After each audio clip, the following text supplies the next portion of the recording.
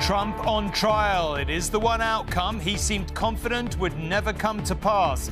But a short time ago, he arrived in New York to be formally charged with a felony. If convicted, he might well go to prison, but his daughter-in-law told us tonight he's ready for the fight.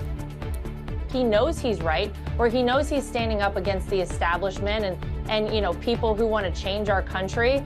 Obviously, I think he probably wishes that it hadn't gotten this far.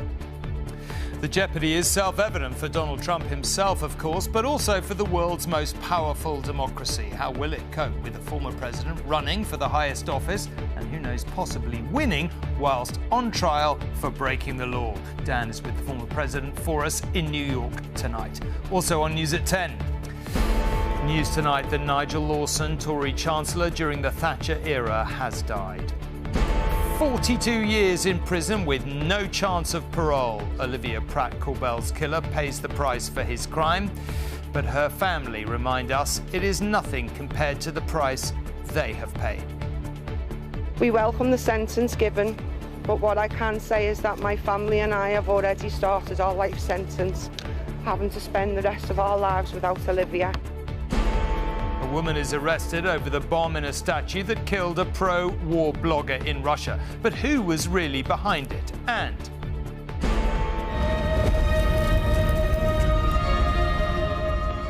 from composing for David Attenborough to being chosen to compose for the coronation of King Charles III. I haven't had any chance from the beginning to even speaking to you now to let that sink in, and I think perhaps when I do, it might just make my head explode.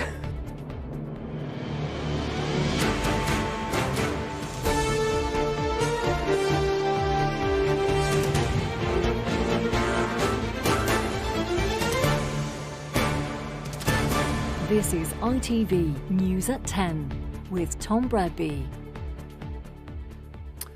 Good evening. For most people, a court appearance is hardly something to shout about, but then Donald Trump is not, has never been, like most people. Before departing his Florida home today, he announced details of his travel arrangements on, where else, his own social media site, a chance for his supporters to rally along the route. And from Florida to New York, via his own private plane, naturally emblazoned with his name upon its fuselage, this all had the air of an election campaign event. But at the same time, he was writing himself into history in a way he probably wouldn't have chosen, as the first former president in the entire history of the United States to face criminal charges. Tonight, he will sleep in Trump Towers. Tomorrow, he will emerge again to turn himself in to the legal authorities. The unprecedented president is in the spotlight again in a way that is without precedent. He may not be a serving president, but he still travels like one.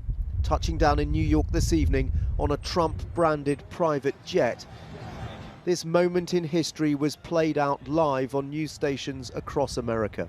A former president being forced to face justice. With him for this journey was his son Eric, posting on social media that he was watching the coverage as they took off. They don't come much tougher than Donald J. Trump. Eric's wife, Lara, spoke to ITV News as the plane was in the air.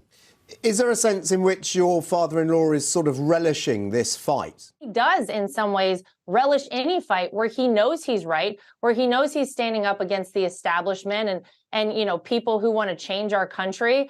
Obviously, I think he probably wishes that it hadn't gotten this far, but he's ready to take it on, you know, and face it head on, as everything else he's done in his life. In a message to his supporters who'd lined his route in Florida, he'd reiterated his defiance in another tirade against the prosecution. We are now officially a third world country. No president in the history of our country has been subjected to such vicious and disgusting attacks. New York is braced for a political and media circus. The police are clear, though, they won't tolerate any attempt to interfere with justice. While there may be some rabble-rousers thinking about coming to our city tomorrow, our message is clear and simple. Control yourselves. New York City is our home, not a playground for your misplaced anger. Donald Trump is being forced to court because of the alleged hush money payments he made via his lawyer to this woman, Stormy Daniels. The adult film star claims she had a brief affair with the former president. It's the payments to silence her and the subsequent cover-up in company accounts which are at the centre of the case. Prosecutors claim they breached election finance laws. Yeah, this is the first time a former president has ever been indicted. Insiders who've worked with the Manhattan prosecutors know all too well how hard Trump will fight. Trump is his legal, he and his legal team employ these tactics of making every legal argument that is available, even if it's frivolous, in order to delay the cases. And so I see no reason why he wouldn't continue to do that here. And he'll engage in a dual campaign of trying to bully and intimidate the witnesses and call them names. Stormy Horseface Daniels, no attraction. No affair, I call it no affair. A strategy already in evidence, but one that can't stop this case going forward. There was just the briefest glimpse of the man at the centre of this drama tonight. Now a carefully choreographed countdown is underway. Mugshots, fingerprints and a plea all lie ahead, an indelible stain on his reputation, whatever the eventual verdict. And Dan is in New York tonight, as you can see. Dan, this is quite the event. What are we expecting tomorrow? Well, we know he'll be due in court at 2:15 local time, that's 7:15 in the UK. We know it's going to be a pretty short hearing, probably about 15 minutes or so. There's lots of unknowns, though. We don't know whether we'll see him going into court, whether he'll drive in a convoy into an underground car park. We don't know whether we will see that mugshot. It's unlikely, I think. We are told that there won't be any handcuffs, and once it's all done and dusted, he's told us, or told the world, that he plans to fly straight back to Mar-a-Lago in Florida, and he'll do a televised address at 8:15 local time here, but he'll have to be very careful about precisely what he says. Clearly this is a pending case. He may be bound over by the judge not to go into too many details about precisely the charges that are laid out before him, or any kind of criticism of the judge or the prosecution. OK, well, we've seen him boasting that this has bumped his poll numbers. It's suggested it may help his presidential bid, or at least help his bid for the Republican nomination. But what is that going to do to American democracy, do you think? Well, it's a pretty bleak day, really, isn't it, when a former president is facing criminal charges like this? I mean, a few years ago, this would have been terribly damaging, or terminal, really, to any political campaign for the White House. The incredible thing is it's supercharging his campaign. One of his advisors put out a tweet today saying that they have raised $7 million since Thursday off the back of this, because he's constantly going on social media appealing to his base, not only saying that he's being victimized and all this, it's all political, but also that he wants their money. OK, Dan, thank you very much indeed. We'll look forward to speaking to you tomorrow about it. Now, back here, the Prime Minister has described the Conservative grandee Nigel Lawson as an inspiration following the sad news of his death at the age of 91. His political career spanned nearly 5 decades, rising quickly in Margaret Thatcher's cabinet to become her longest-serving Chancellor. He was the architect, along with the Prime Minister herself, of course, of some of her signature economic reforms, tax cuts, privatisation and much more. He was a Eurosceptic too in the days when we still used to call them that, pre-Brexit, and Carl is here to talk about all this. For younger viewers, it's hard to, describe for them, really. I mean, he was a huge political figure during the Thatcher era. He was. He was, I think, one of the most transformational chancellors of the post-war period. I don't think it's unfair to say that were it not for the things that Nigel Lawson did, this country, especially its economy, but this country would be a very different place. His free market economics are an inspiration to Conservatives still. And the measure of that is what the Prime Minister said tonight. He said, one of the first things I did as Chancellor was hang a picture of Nigel Lawson above my desk. He was a transformational Chancellor and an inspiration to me and many others. My thoughts are with his family and friends at this time. His family, of course, as so many people will know, include the TV cook Nigel Lawson, who's his daughter. So what did he do? As Thatcher's Chancellor, he was front and centre, her middle Chancellor, her main Chancellor, front and centre of her transformation of the British economy. So privatisations, he privatised British Airways. Amazing to think that it was ever a public company. British Airways, British Telecom, British Gas. He cut taxes. He was responsible for much of the deregulation of the city that led to the enormous expansion of the city, the Big Bang, so-called, in the 1980s, eventually resigning in 1989 over a disagreement with Thatcher over her own personal economics advisor. This is how Sir Malcolm Rifkind, who served in government with Nigel Lawson, remembered him. Nigel Lawson wasn't a career politician.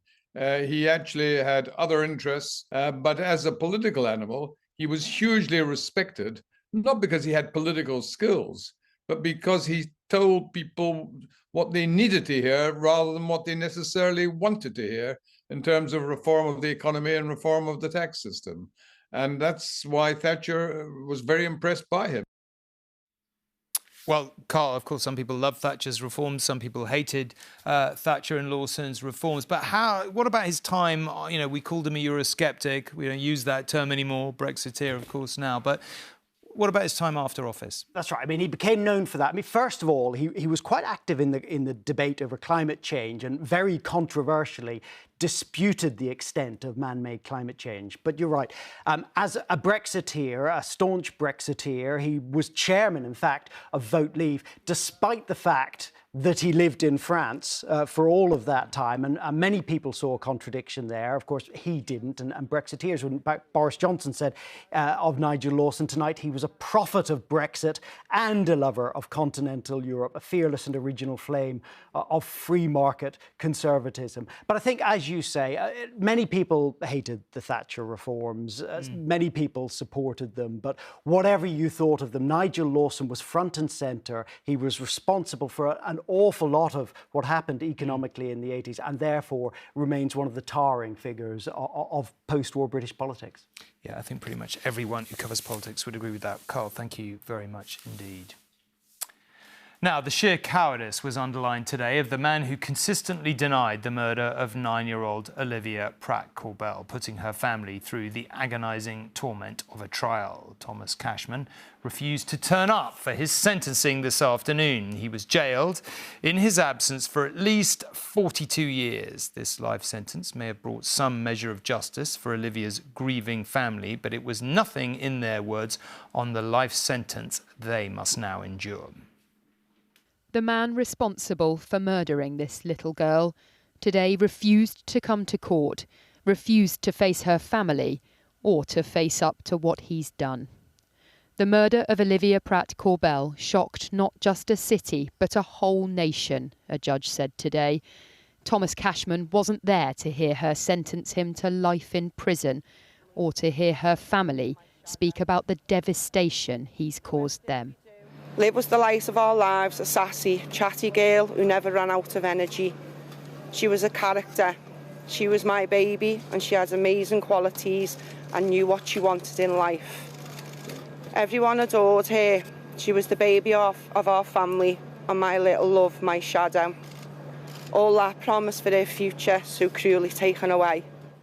Olivia Pratt Corbell died a scared 9-year-old and we hope Cashman is haunted by this knowledge for the rest of his life. Thomas Cashman described himself as a high-level cannabis dealer. That night he was trying to kill another drug dealer, a man called Joseph Nee. This was a targeted, planned execution attempt, the judge said, and it started on a residential street. Hearing those bangs, Cheryl Corbell had come out of her house.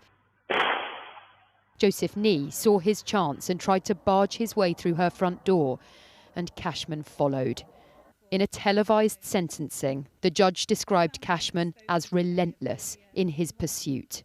The real gravity of this case is that a young child was shot and killed in her own home. As children do, Olivia was coming downstairs to seek reassurance. Cheryl Corbell should have been able to give that reassurance and to tuck Olivia back into bed. What's happened instead was chilling and strikes fear not only into the immediate community, but also into the minds of other children and their parents. Olivia's mum cried as she told the court that she would give anything to hear her daughter chatting again. She said the thing she misses most is hearing her say mum. Thomas Cashman wasn't there to hear Olivia's big sister Chloe describe what she called the worst night of her life. Not only did she lose her baby sister, she said she lost her best friend. She fought back tears as she told the court, "A piece of me left with her that night, and since then I've felt as though I'm in a nightmare that I can't wake up from." They now know that Olivia's killer will spend at least 42 years in prison, but said that losing her has broken their family and that their own life sentence has just begun. Chloe Keedy, News at 10, Manchester. To Russia now, where the sheer audacity of yesterday's apparent assassination of a pro-war blogger is matched only by the continuing mystery over who or what was ultimately to blame. It's reported a bomb was hidden in a bust given to Vladlen Tatarsky as a gift just before he was killed by the explosion. Officials have detained a 26-year-old woman, but her interrogation video, presumably filmed under duress, raises more questions than answers. Russian media broadcast these pictures of what it said was the arrest of the woman they've detained over the blast, which killed a prominent pro-war blogger. Reports said Daria Trepova was detained in a St. Petersburg flat and was taken away by police. CCTV is said to show her walking into the cafe where the blogger's event was taking place. It's claimed she was carrying a box with a statuette, which police say exploded after it was given to him. In a video released by the authorities, most likely recorded under duress, Trepova admits handing over the statuette. When asked who gave it to her, she says, "Can I tell you later, please?" This was the scene minutes before the blast. Pro-war blogger Vladlen Tatarsky admires the statuette he's been given. He's so handsome. Oh wow, it's golden, he says. The explosion killed him and left more than 30 people injured. This is what the inside of the cafe looked like afterwards. Military bloggers like Tatarsky have become popular in Russia. He'd served time for armed robbery before taking up arms in combat operations and reporting from the front line. He was a vocal supporter of the war, but criticised the Russian military and President Putin for battlefield setbacks. On the day of Russia's invasion last year, Daria Trepova was reportedly detained for 10 days for taking part in anti-war protests. Her family insists her views are not radical and she isn't capable of murder. This has been a media war, and Tatarsky was very successful in that sense. He had some 500,000 followers on Telegram.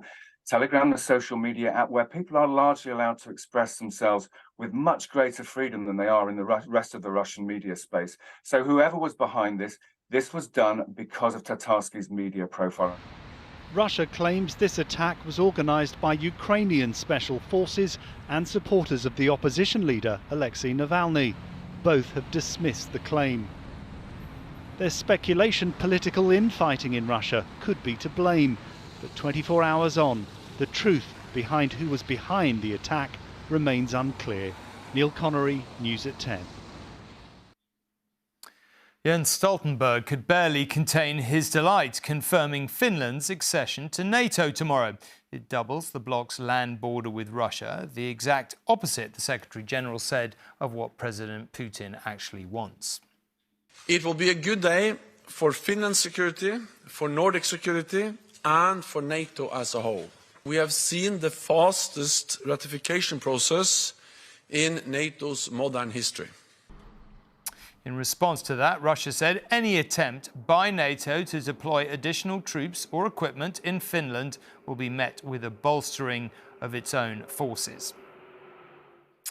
Now, a surprise decision this weekend by some of the world's biggest oil-producing companies will see them slash supplies by more than 1 million barrels a day.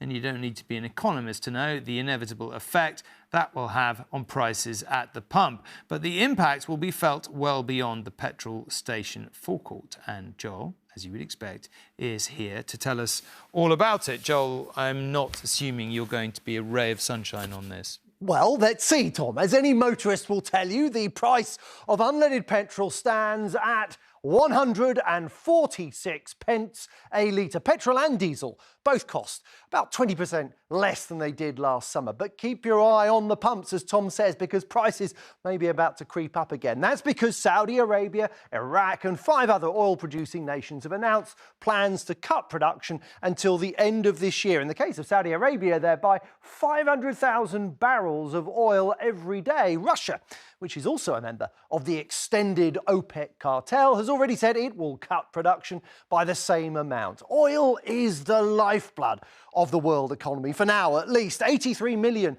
barrels of it are produced globally every day. The OPEC cuts will reduce output to just over 81 million barrels a day. Oil producers, of course, want to push up the market price of oil, which has been falling steadily from around $120 a barrel last June to just over $70 last week. Today, but incidentally, the oil price jumped above $84 after the OPEC cuts were announced. And this analyst thinks we're heading for $100 a barrel in the months to come.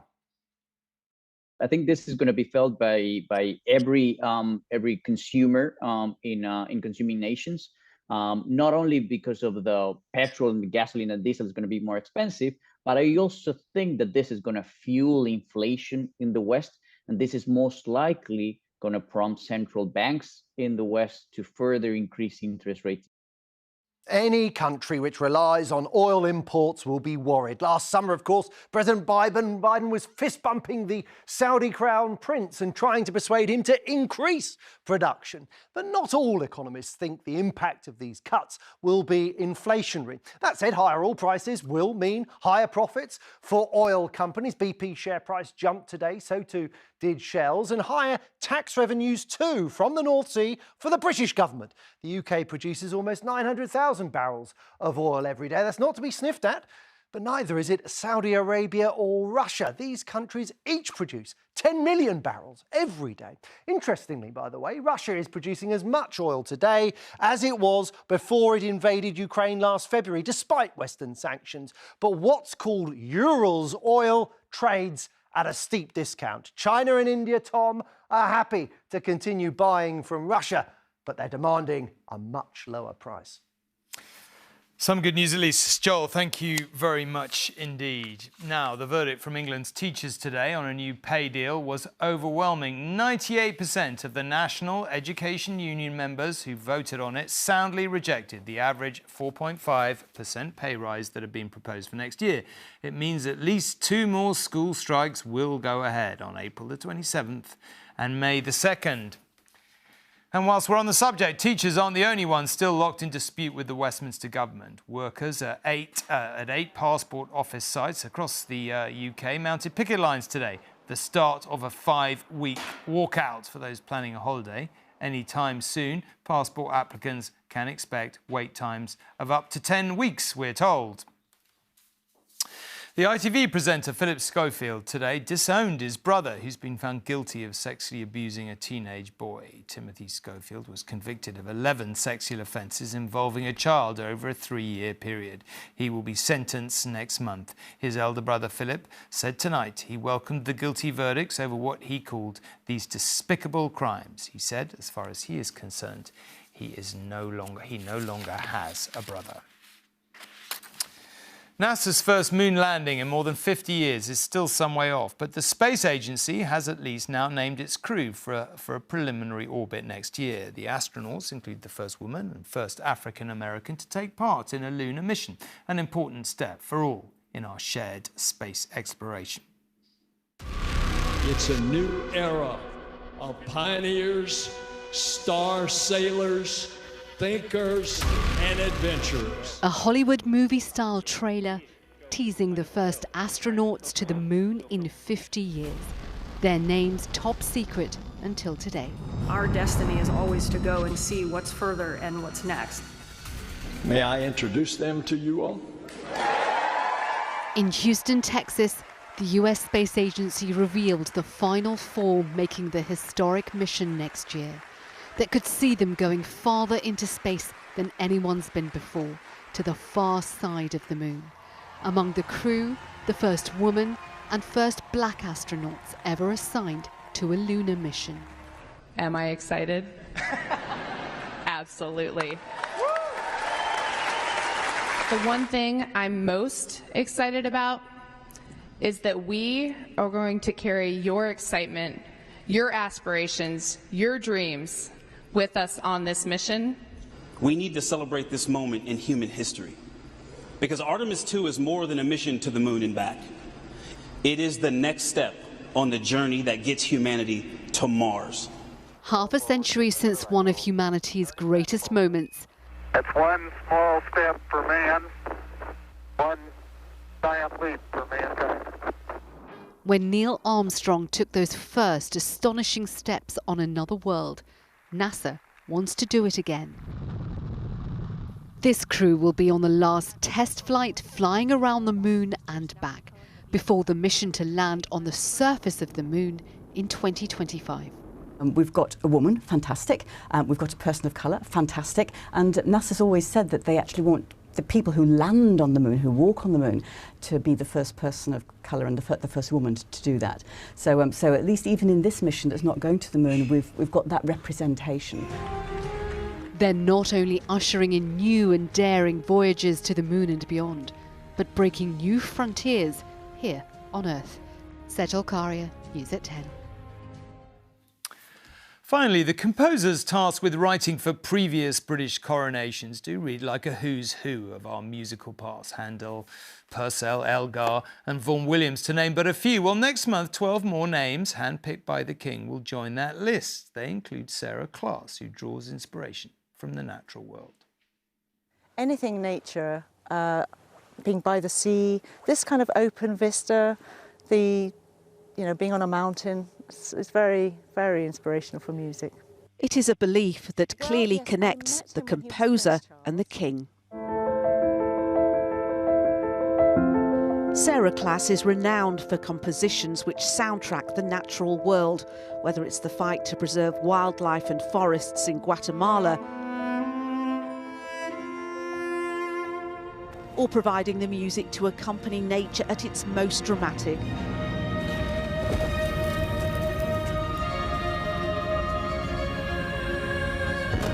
Here for the acclaimed Africa series, narrated by Sir David Attenborough. Little wonder then that she was personally chosen by the King, who she'd met earlier, to compose a piece for his coronation. I think if I'd stopped to think about it, I haven't had any chance from the beginning to even speaking to you now to let that sink in. And I think perhaps when I do, it might just make my head explode. After writing to the then Prince of Wales to congratulate him on his sustainability initiative, Terra Carta, he asked her to compose a piece for the project to be premiered at COP26 in Glasgow in 2021. It is time to focus on the future we wish to build and indeed leave for generations to come. The coronation piece he's now commissioned from her will be a song led by the South African soprano Priti Yende, and it will have hope, she says, at its heart. I also wanted it to convey a sense of, overcoming the fear and all the troubles that we're facing at the moment, including the natural world, the protection of the natural world, protection of human beings, and perhaps above all, in the music, I was trying to create a sense of love and unity. He's king now, there's other restrictions on him, he can't be as outspoken. I hope with all my heart that perhaps His Majesty will, perhaps behind the scenes at least, keep an eye on all the projects he's begun, because I think they're They're very, very important. Crucial. In just over a month, her composition for a coronation will be unveiled to the world. Nina Nannart, News at 10 in Gloucestershire. That's it. See you tomorrow for all things Trump and much more. Good night. Thanks for watching.